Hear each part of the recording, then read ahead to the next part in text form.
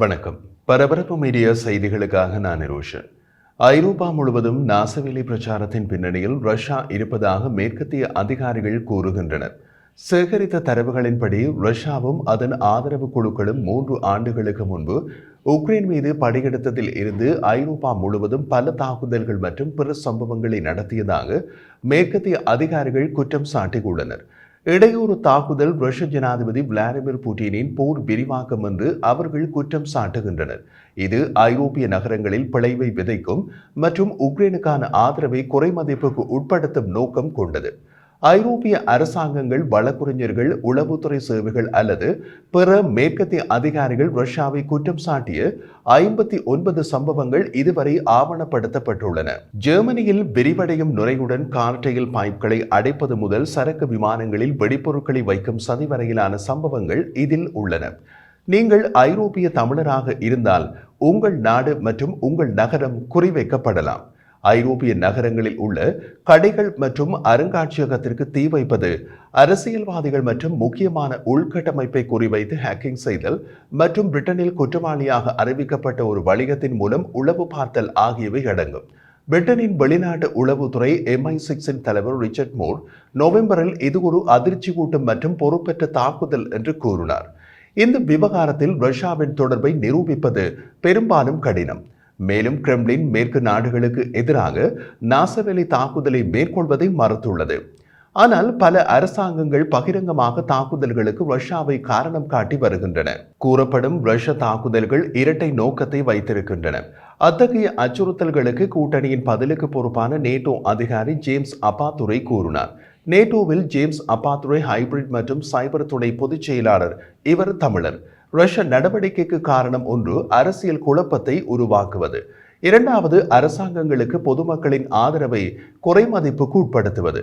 மூன்றாவதாக மற்றொன்று, உக்ரைனுக்கான ஆதரவை குறைப்பது என்று அப்பாதுரை கூறினார். விசாரணையின் போது 2 பிரதமர்கள் உட்பட தற்போதைய 15 அதிகாரிகள் மற்றும் 5 ஐரோப்பிய உளவுத்துறை அதிகாரிகள், 3 பாதுகாப்பு அமைச்சு மற்றும் நேட்டோ அதிகாரிகள் கருத்து தெரிவித்தனர். உக்ரைனுக்கான அமெரிக்க ஆதரவு அலை இன்னமும் உள்ளது. கனடாவில் மற்றும் ஐரோப்பிய கூட்டாளிகளான வாஷிங்டன் தமது பாதுகாப்பு பங்காளி என்பதையே இப்போது நம்பவில்லை. ஒரு காலத்தில் நட்பு நாடாக இருந்த நாடுகள் அமெரிக்காவின் நம்பகத்தன்மையை கேள்விக்குள்ளாக்கும் சம்பவங்களை பார்த்துள்ளார்கள். பல தசாப்தங்களாக பல ஜனாதிபதிகளின் ஆட்சியில் இருந்து அமெரிக்காவின் நட்பு நாடுகளாக இருந்த நாடுகள் காட்டுத்தனமான கத்தல்களால் திகைப்படைந்து உள்ளன. காரணம், மேற்குலகில் அவர்கள் காட்டுமிராண்டிகளை கண்டதில்லை. இப்படியான நேரத்தில் குறிப்பாக கவலையளிப்பதாக கூறப்படும் ரஷ்ய தாக்குதல்களின் நோக்கத்தை காட்டுவதற்காக சம்பவங்களை கொண்ட ஒரு வரைபடம் தயாரிக்கப்பட்டுள்ளது. வழக்குகள் வேறுபட்டவை. மேலும் உக்ரைனின் முக்கிய ஆதரவாளர்களாக இருக்கும் நாடுகளில் மிகப்பெரிய சரிவுகள் உள்ளன. ஜெர்மனி மற்றும் பிரிட்டன் மேற்கத்திய அதிகாரிகளின் கப்பல் வசதிகளில் பொதிகள் வெடித்த போது உஷாரானார்கள். அமெரிக்கர்கள் மற்றும் கனடாவுக்கு செல்லும் சரக்கு விமானங்களில் வெடிகுண்டுகளை ரஷ்ய உளவுத்துறையின் பெரிய அளவிலான சதி திட்டத்தின் ஒரு பகுதியாக இருப்பதாக சந்தேகித்தார்கள். சில சம்பவங்கள் பேரழிவு விளைவுகளை ஏற்படுத்தக்கூடும். மற்றொரு வழக்கில் மேற்கத்திய உளவுத்துறை அமைப்புகள் உக்ரைனுக்கு ஆயுதங்களை சப்ளை செய்யும் ஒரு பெரிய ஜெர்மன் ஆயுத உற்பத்தியாளரின் தலைவரை கொல்ல ரஷ்யா சதி செய்தது என்று அவர்கள் கூறியதை கண்டுபிடித்தனர். எஸ்டோனியா மற்றும் பின்லாந்தை இணைக்கும் மின்கேபிள் உட்பட பால்டிக் கடலுக்கு அடியில் உள்கட்டமைப்பை சேதம் விளைவித்து பல வழக்குகளை ஐரோப்பிய அதிகாரிகள் விசாரித்து வருகின்றனர். பின்லாந்து கடற்படை அதிகாரிகள் ஒரு கப்பலை தடுத்து நிறுத்தினார்கள். அந்த சந்தேகத்திற்குரிய கப்பல் தடைகளை தவிர்ப்பதற்காக பயன்படுத்தப்பட்ட ரஷ்யாவின் நிழல் கடற்படையின் ஒரு பகுதியாக இருக்கலாம் என்று சந்தேகிக்கப்படுகிறது. அந்த கப்பல் அங்கு போன பின்னர் கேபிள் மற்றும் பிற சேதமடைந்தன.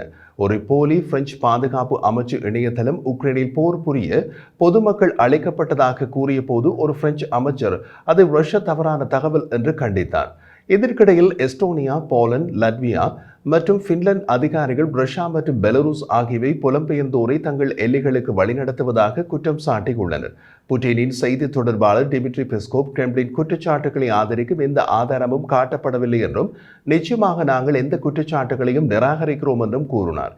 உள்ளூர் ஊடகங்கள் மற்றும் அரசாங்க வலைத்தளங்கள் போன்ற திறந்த மூலங்களில் தெரிவிக்கப்பட்ட மாஸ்கோவின் படையெடுப்பிலிருந்து ரஷ்யாவுடன் தொடர்புடையதாக சந்தேகிக்கப்படும் நூற்றுக்கணக்கான சம்பவங்கள் ஆய்வு செய்யப்பட்டன.